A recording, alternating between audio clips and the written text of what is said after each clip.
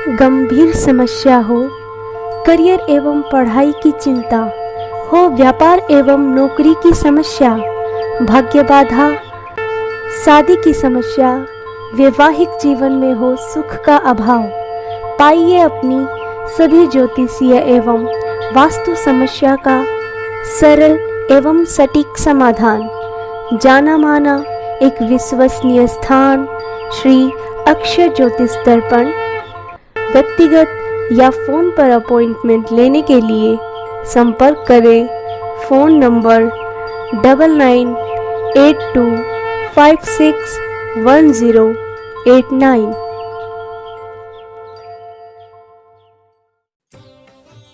नमस्कार, जय श्री कृष्ण, जय श्री राधे। मैं पंडित अमित भूषण। साथियों, आप देख रहे हैं श्री अक्षय ज्योतिष दर्पण। इस चैनल में आपका बहुत बहुत स्वागत है। आज मैं आपको बताने वाला हूं कि श्राद्ध पक्ष कब से प्रारंभ हो रहा है, श्राद्ध पक्ष में जो श्राद्ध की तिथियां हैं वो कैसे रहेंगी, क्योंकि इन तिथियों में भ्रांतियां पैदा हो जाती हैं। किसी तिथि के कम होने से, ज़्यादा होने से जो श्राद्ध का समय है वो आगे पीछे हो जाता है। जो तिथियां हैं उनके हिसाब से कौन सा श्राद्ध कब होगा ये मैं आपको बताने वाला हूँ। इसी के साथ साथियों, अगर आपको हमारे वीडियोस पसंद आते हैं तो आप वीडियो को लाइक, शेयर, कमेंट करते रहना। साथियों, अगर आपके जीवन में है कोई समस्या तो घबराने का नहीं है, समस्या का समाधान आप पा सकते हैं। हमारे संस्थान के द्वारा आप अपनी जन्म पत्रिका प्राप्त कर सकते हैं। इसी के साथ वास्तु दोष समाधान पा सकते हैं। जीवन में अन्य प्रकार की कोई भी समस्या है, चाहे शारीरिक रोग से संबंधित हो, व्यापार, गृह क्लेश या अन्य कोई भी समस्या है, तो आप हमें नीचे जो डिस्क्रिप्शन में फॉर्म दिया हुआ है उसको भरकर आप हमें भेजिए। हम आपकी समस्या का समाधान करेंगे। तो मिलकर समस्या का समाधान करेंगे। ज्योतिष में हर समस्या का समाधान मिलता है और सरलता से उपाय करके हम उस समस्या को समाप्त कर सकते हैं। अब बात करते हैं श्राद्ध पक्ष के बारे में। तो साथियों, श्राद्ध पक्ष कब से प्रारंभ है? श्राद्ध पक्ष भाद्रपद की जो शुक्ल पक्ष की पूर्णिमा होती है उससे प्रारंभ होता है और आश्विन कृष्ण पक्ष अमावस्या तक श्राद्ध पक्ष चलता है। 16 दिन का जो महालय श्राद्ध होता है वो श्राद्ध पक्ष कहा जाता है। ये श्राद्ध पार्वन श्राद्ध के नाम से जाना जाता है और जो वार्षिक श्राद्ध होता है उसे एकोदिष्ट श्राद्ध कहा जाता है। तो ये जो श्राद्ध होते हैं इनमें समय जो निर्धारित किया हुआ है शास्त्रों में, उसे अलग अलग समय में बताया गया है। जो एकोदिष्ट श्राद्ध होता है उसका समय मध्याह्न काल होता है। जो पार्वण श्राद्ध होता है उसका समय अपराह्न काल होता है। तो इस वर्ष जो अपराह्न का समय है, उतप वेला जिसे कहा जाता है, वो समय लगभग 1:30 के बाद का रहेगा। तो श्राद्ध की जो तिथियां हैं वो कैसे निर्धारित करें?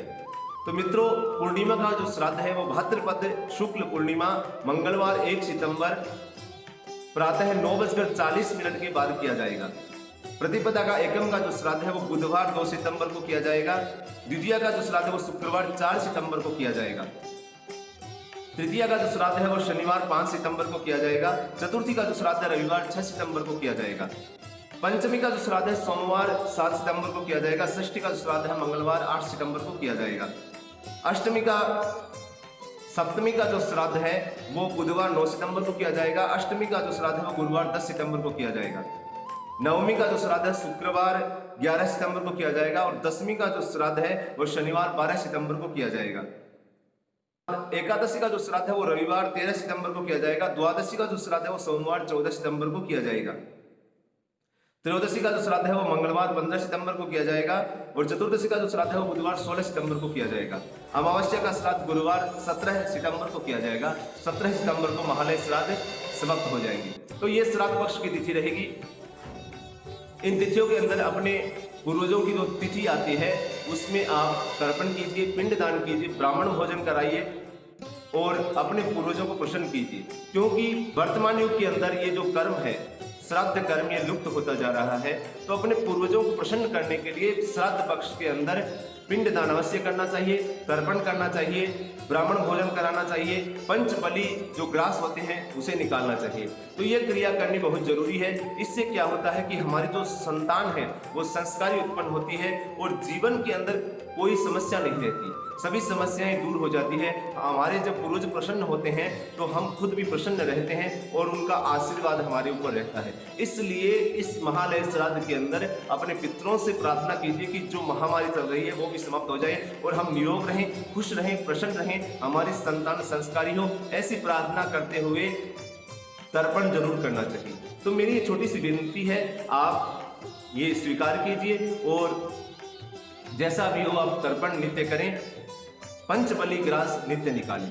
तो आशा करता हूँ वीडियो आपको पसंद आया होगा। चलता हूँ, फिर मिलूंगा ऐसी ही जानकारी लेकर। तब तक के लिए नमस्कार। जय श्री कृष्ण, जय श्री